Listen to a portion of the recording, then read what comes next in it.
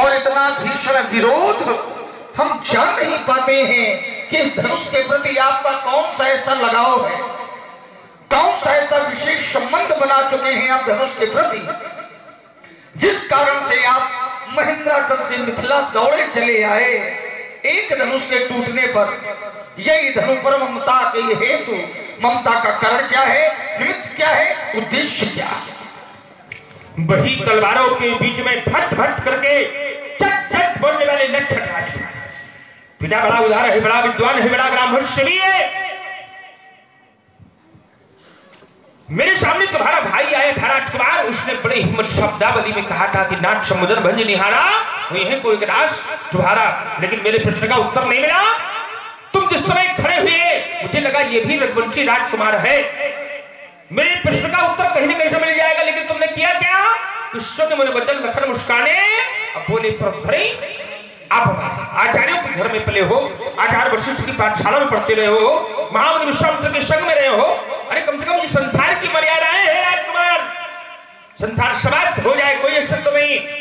अगर घर में, परिवार में, पास में, पड़ोस में, समाज में अगर मर्यादा और संस्कार नहीं होंगे तो वहां कोई अस्तित्व होगा?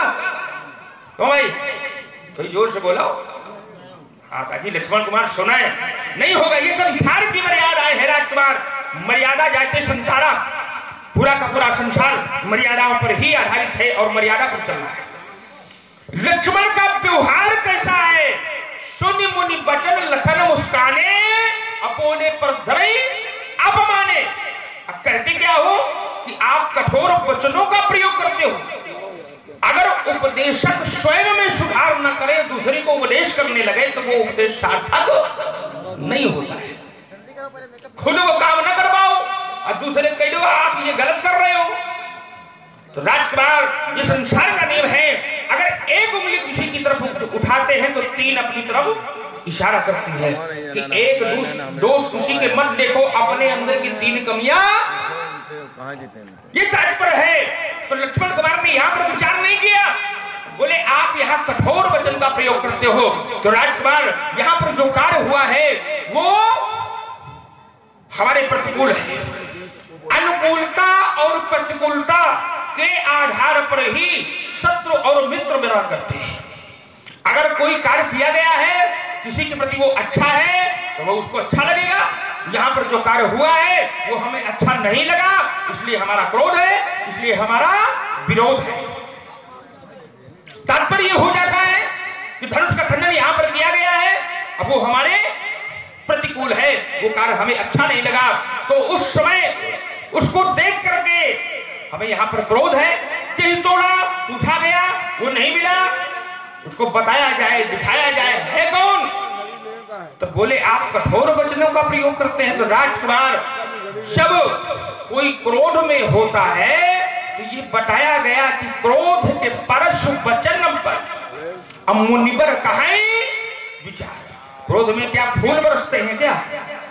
क्रोध में सदैव कठोर वाणी ही निकला करती है। इसलिए राजकुमार हमारी यहां पर यह घोषणा है कि तोड़ा वेग दिखाओ, उसे दिखाया जाए और सहस बाहु सब शोर सुन।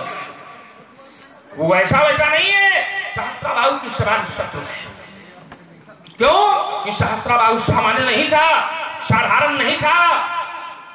इसी प्रकार ये धनुष भी सामान्य नहीं है और साधारण नहीं है, इसलिए सहस्त्राबाहु के समान शत्रु है। तो लक्ष्मण कुमार ने कहा कि आपने एक बार एक राजा को मारा सहस्त्राबाहु को, तो आपको उसका जो है प्रायश्चित करना पड़ा।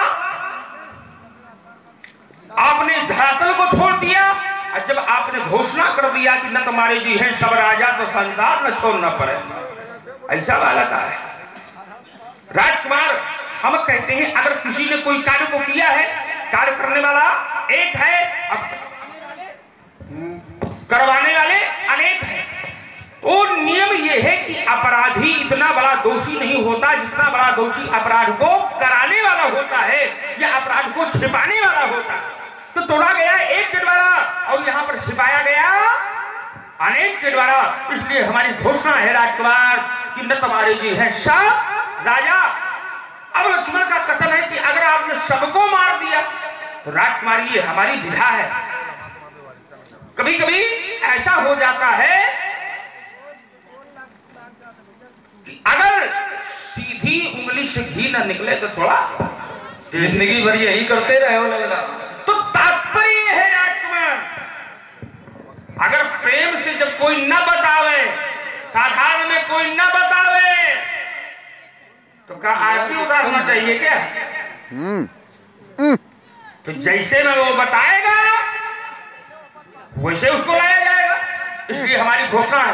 और अगर उसके प्रतिफल पर जाया जाए लक्ष्मण कुमार के कथनानुसार, तो राजकुमार अगर एक सिद्धांत ये है कि जिसके द्वारा कार्य सदैव अच्छा हो रहा हो, जिसके द्वारा धर्म की रक्षा होती नहीं हो, जिसके द्वारा सनातन सुरक्षित रहा हो, अगर उसके साथ ऐसा व्यवहार किया गया है तो फिर राजकुमार सबको भी दंड मिलना चाहिए। फिर उसमें प्रायश्चित करना हो तो कोई दिक्कत नहीं। क्यों? क्योंकि वो जो समस्या को उत्पन्न करे उसको समाप्त करके फिर प्रायश्चित कर लेने में कोई अंचित नहीं। बहुधरी तोड़ी लड़काई। लक्ष्मण कुमार ने कहा, मैंने अपने जीवन काल में बहुत सी धुनिया तोड़ डाली है। तो पहली बात, अगर तुमने तोड़ डाली है तो तुम्हें कहना नहीं चाहिए कि मैंने तोड़ डाला है। क्यों? जिसका उत्थान किया गया है उसका विनाश नहीं करना चाहिए। अगर तुमने तोड़ दिया था तो फिर समाज के सामने कहना नहीं चाहिए कि मैंने तोड़ डाला है। क्यों? समाज में कोई अपराधी हो, अन्यायी हो, समाज में खड़ा हो जाए और कहने लगे कि मैंने अपने जीवन काल में न जाने कितने लोगों का वध कर दिया है, तो इसका तात्पर्य है कि वो समाज को कहीं न कहीं से बता रहा है, समाज को कहीं न कहीं से जनाने की चेष्टा करता है कि मेरा जीवन चरित्र कैसा है। और तुमने तोड़ी क्या है? धनुही। और यहां पर क्या टूटा है? धनुष। तुमने तोड़ी है बहुत और यहां पर टूटा है एक। और यहां पर जो तोड़ा गया है जिसके द्वारा, वो क्या हो गया है? काशुई पुरारी को दंड कठोरा और राज समाज आज जही तोड़ा, तो वो उसको प्राप्त क्या होगा? का त्रिभुवन जय समेत वैदेही। वो त्रिभुवन का विजेता हो गया। और तुमने बहुत तोड़ डाली है, बताओ तुम्हें कौन जानता है? वो नहीं जानना है। रुक जाओ। तो उन तुम्हारी बहुतों को कोई करना नहीं है। एक तराजू पर बहुत बड़ा रख दिया जाए और एक में बहुत रख दिए जाए, छोटे छोटे कितने रखोगे? राजकुमार, सूर्य अकेला होता है, चंद्रमा अकेला होता है, आकाश में तारागण बहुत होते हैं, लेकिन उनका कोई महत्व तो नहीं होता। जिस समय एक सूर्य प्रकाशित होता है, एक चंद्रमा प्रकाशित होता है, पूरे संसार को प्रकाश से प्रकाशित कर देता है। समाज और संसार में अच्छे लोगों की संख्या कम होती है, लेकिन चोर और बेईमान ज्यादा होते हैं, लेकिन उनका कोई महत्व नहीं होता। जो अच्छे हैं वो अच्छे जाने जाएंगे। इसलिए मेरे जीवन काल में कोई ममता नहीं। समझा बालक?